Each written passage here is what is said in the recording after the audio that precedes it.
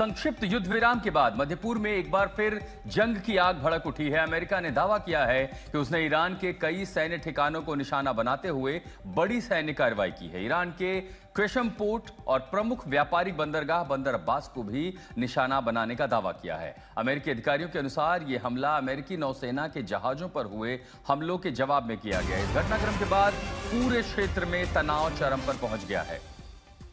वैश्विक समुदाय की चिंता बढ़ गई है। दुनिया की नजर अब ईरान की अगली प्रतिक्रिया पर टिकी है। आशंका यह भी जताई जा रही है कि यह टकराव आने वाले दिनों में और बड़ा रूप ले सकता है। आपको बता दें, स्ट्रेट ऑफ हॉर्मुज में ईरान ने अमेरिका के 3 डिस्ट्रॉयर जहाजों को निशाना बनाया, जिसके बाद अमेरिका ने कार्रवाई की और उसने केशम और बंदर अब्बास 2 बंदरगाहों के पास हमले किए। उन बंदरगाहों में उसने कहा कि जहां से अमेरिकी जहाजों पर निशाना बनाया गया था उसको तबाह किया गया।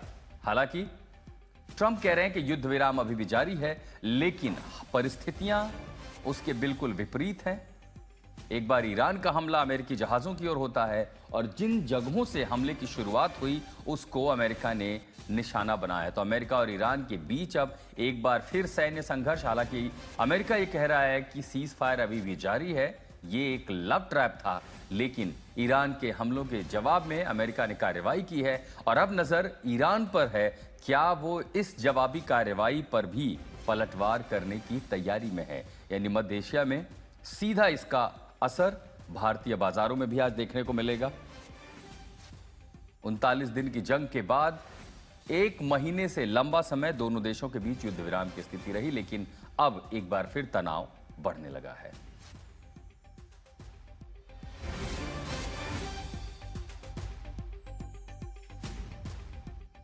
तो इन परिस्थितियों के बाद अमेरिका के राष्ट्रपति डोनाल्ड ट्रंप ने ट्रूथ सोशल पर एक चौंकाने वाला बयान जारी किया है। उन्होंने कहा है कि 3 अमेरिकी डिस्ट्रॉयर युद्धपोत स्ट्रेट ऑफ हॉर्मुज से सफलतापूर्वक बाहर निकल गए। ट्रंप के अनुसार इन जहाजों पर कथित तौर पर हमला हुआ था, जिसमें मिसाइल और ड्रोन शामिल थे, लेकिन अमेरिकी रक्षा प्रणाली ने सभी हमलों को नाकाम कर दिया। उन्होंने कहा कि जवाबी कार्रवाई में ईरानी हमलावरों को भारी नुकसान पहुंचा है, कई छोटी नौकाएं नष्ट हो गई हैं।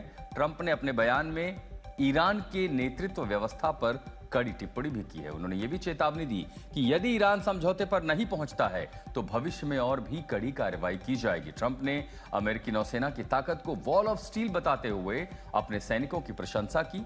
यह बयान ऐसे समय आया है जब मध्यपूर्व में तनाव पहले से ही चरम पर है और अंतर्राष्ट्रीय स्तर पर स्थिति पर करीबी नजर रखी जा रही है।